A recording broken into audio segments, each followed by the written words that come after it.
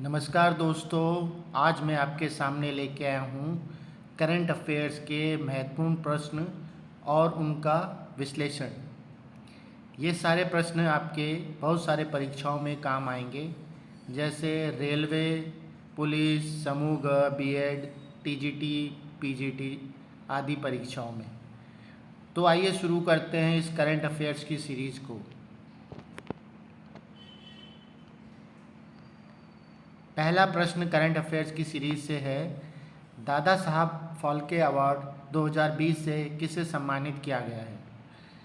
दोस्तों, दादा साहब फाल्के अवार्ड 2020 से आशा पारिक को, जो कि एक मशहूर अभिनेत्री थी, उन्हें यह पुरस्कार मिला है। Dada Saheb Phalke award film industry यानी फिल्म के क्षेत्रों में मिलता है। अगला प्रश्न करंट अफेयर से है, फीफा ने किस फुटबॉल खिलाड़ी के जीवन पर सीरीज़ बनाई। फीफा जो है एक फुटबॉल का संघ है जो विश्व में फुटबॉल सीरीज़ और फुटबॉल को लोकप्रिय बनाने में काम करता है। उन्होंने अभी हाल ही में भारत के एक मशहूर फुटबॉल खिलाड़ी के जीवन पर 3 एपिसोड की सीरीज़ जारी की है।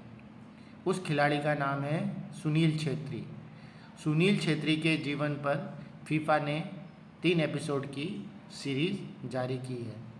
फीफा वर्ल्ड कप भी अब शुरू होने वाले हैं और उसी के संदर्भ में यह सीरीज़ जारी की गई है। अगला प्रश्न करंट अफेयर सीरीज से है, बांधवगढ़ फॉरेस्ट रिजर्व कहाँ स्थित है।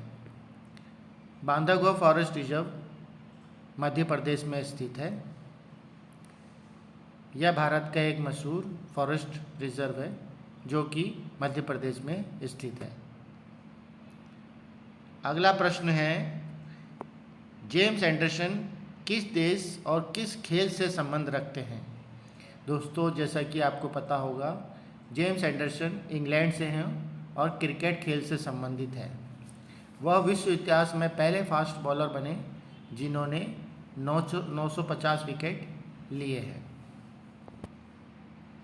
अगला प्रश्न करंट अफेयर की सीरीज से है, किस देश में प्रथम बार महात्मा गांधी की मूर्ति का अनावरण हुआ। यह ऐसा कौन सा देश है जहां पहली महात्मा गांधी की मूर्ति लगी। पहली महात्मा गांधी की मूर्ति का अनावरण मस्कट, जो कि ओमान की राजधानी है, में हुआ।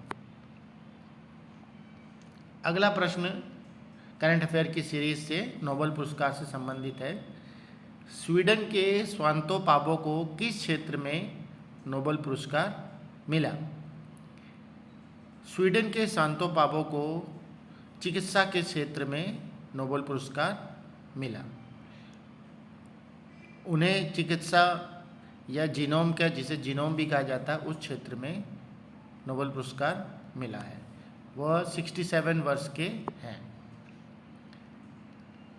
अगला प्रश्न करंट अफेयर की सीरीज से है, विश्व का सबसे छोटा महासागर कौन सा है।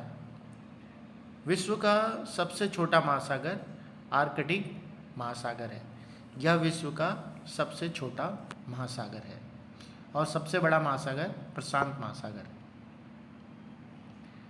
मृत सागर, जिसे डेड सी भी कहा जाता है, किन 2 देशों के बीच में स्थित है। मृत सागर इजराइल और जॉर्डन के बीच स्थित है। इसे मृत सागर क्यों कहा जाता है। इसे मृत सागर इसलिए कहा जाता है क्योंकि नमक की अधिकता के कारण यहाँ कोई व्यक्ति डूब नहीं सकता है। यह डेड सी कहलाता है। अगला प्रश्न करंट अफेयर की सीरीज से है, भारत की सबसे ऊंची चोटी कौन सी है। भारत की सबसे ऊंची चोटी कंचनजंगा है। कई लोग इसे हिमालय भी कहते हैं, लेकिन हिमालय भारत की सबसे ऊंची चोटी नहीं है। अगला प्रश्न करंट अफेयर की सीरीज से है, गौतम बुद्ध को ज्ञान की प्राप्ति कहाँ हुई थी। गौतम बुद्ध को ज्ञान की प्राप्ति बोध गया में हुई थी। अगला प्रश्न है, पंजाबी भाषा की लिपि कौन सी है। पंजाबी भाषा की लिपि गुरुमुखी लिपि है। यह पंजाबी भाषा की मुख्य लिपि है जिसे गुरुमुखी नाम दिया गया है। अगला प्रश्न करंट अफेयर की सीरीज से है, इंसुलिन का प्रयोग किस बीमारी के लिए किया जाता है? इंसुलिन का प्रयोग मधुमेह, जिसे अंग्रेजी में शुगर कहा जाता है या डायबिटिक कहा जाता है, उस बीमारी के लिए इंसुलिन का प्रयोग किया जाता है।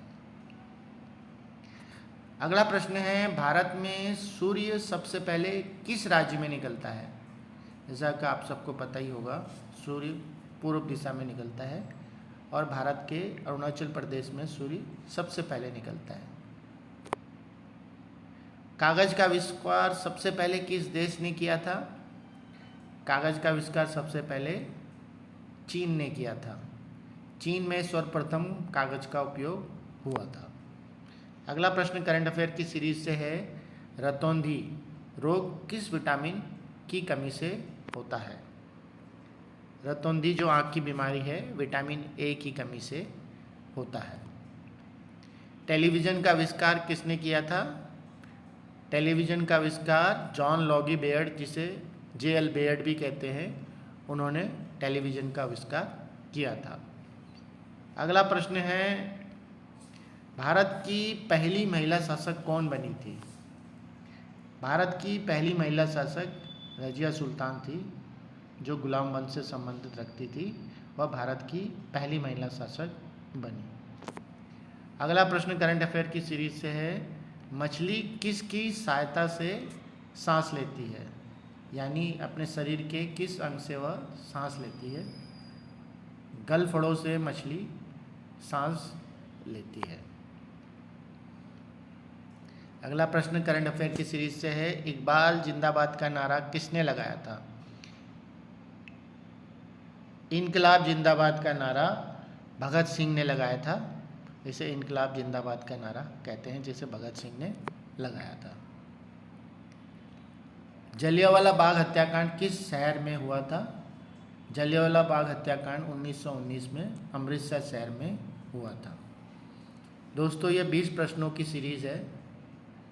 मुझे उम्मीद है कि यह सीरीज़ आपको पसंद आई होगी और करंट अफेयर्स के सीरीज़ के वीडियो हम समय समय पर डालते रहते हैं। अगर आप किसी खास विषय पर सीरीज़ चाहते हैं तो आप हमें बताएं। हम करंट अफेयर की सीरीज़ उस विषय से संबंधित ज़रूर लेके आएंगे। अगर यह सीरीज़ आपको पसंद आ रही है तो लाइक एंड सब्सक्राइब ज़रूर कीजिए। Thank you for watching. नमस्कार, जय हिंद, जय भारत।